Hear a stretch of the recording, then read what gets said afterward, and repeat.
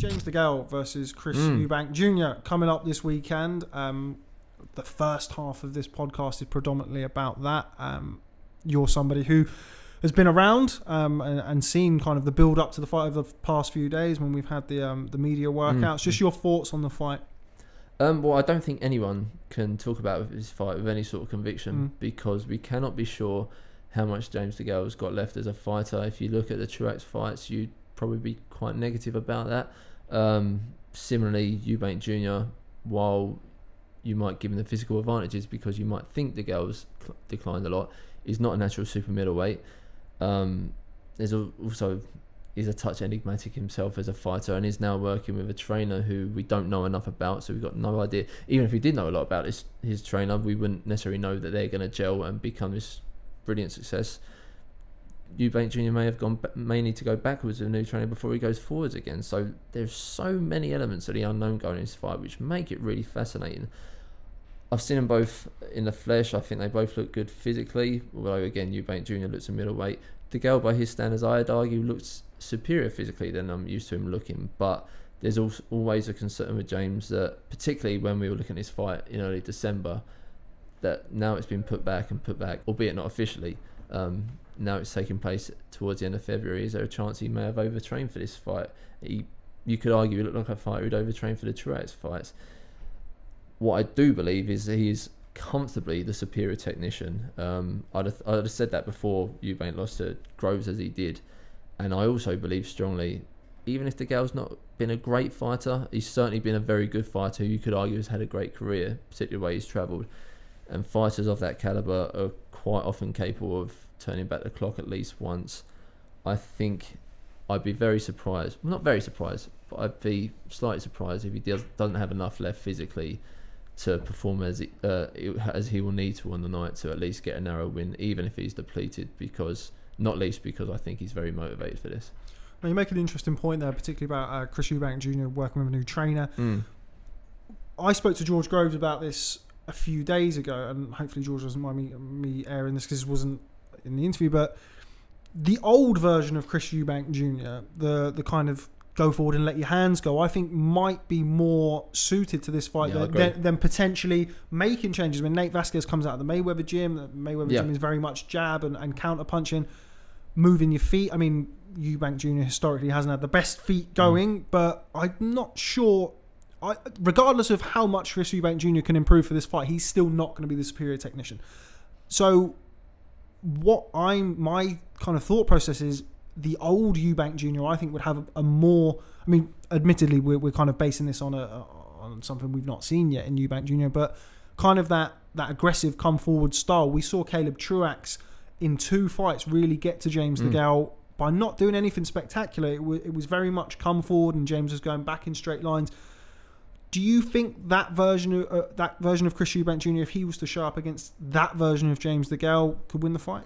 Well, first thing first, Truax is a natural super middleweight, but I understand exactly what you're getting at, and the answer is yes. If that version of Eubank Jr., the one who got his ears boxed off against Groves, but was still physically quite impressive that night, took his licks. Yeah, Groves a big puncher, bigger puncher, underrated puncher. Yes, much bigger puncher than even DeGale, a peak version of DeGale. Certainly, and he looked like he could have done that for another 10 rounds, another 12 rounds, and there's a lot of heart in Eubank Jr. And I think his self-belief, I mean, it comes across as ignorance sometimes, but that's a strength. He's a very confident fighter.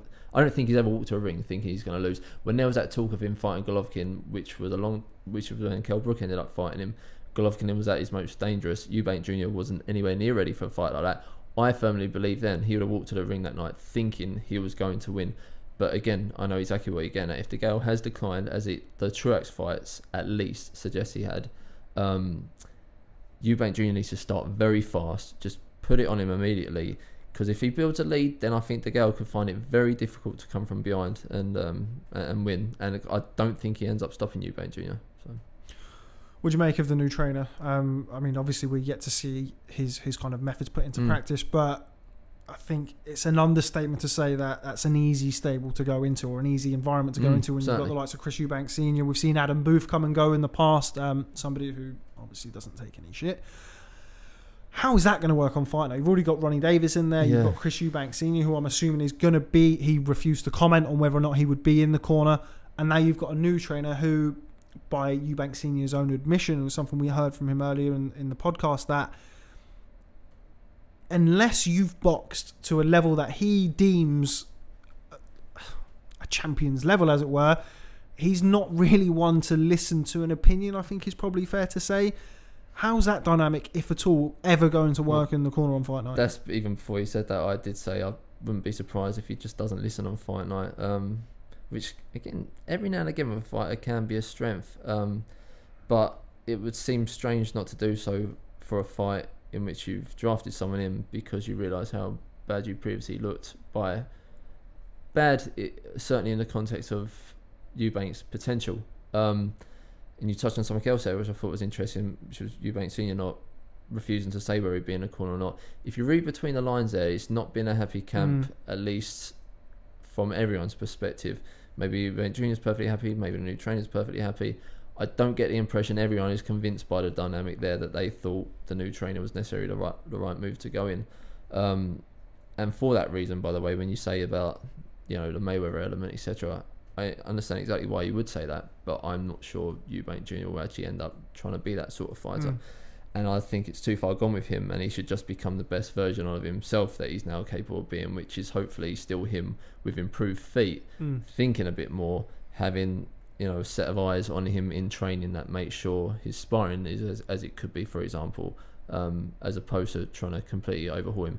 And if he has tried to overhaul him, and I would like to think he hasn't, if he's tried to overhaul him ahead of a fight like this, similar to what we were saying about Hatton and Pacquiao, Hatton's performance against Pacquiao, he could be completely exposed on a night. If he decides he needs to completely overhaul him, he needs to make it a gradual process. He doesn't need to do it for this fight, certainly. Yeah, and I think going back to what you said about Eubank Jr.'s ignorance, which not necessarily a negative when you're talking about a fighter. No, usually a strength. Certainly. Yeah, I think the nature of Eubank Jr.'s makeup, if he is boxing for 2 or 3 rounds under this kind of new style and it's not working, I don't see him being the type of fighter to keep persisting with something that he believes is not going to work, and I think he will revert to type. Yes, certainly. And actually, I think he'd be right to as well, because DeGale's at his best when he gets into a rhythm. If DeGale wins the first few rounds, gets some confidence. I know he has a really bad habit of switching off, and that could actually make it interesting in itself, because if that was to happen at the same time, for example, that Eubank Jr. suddenly decides to revert to type, then completely changes the fight.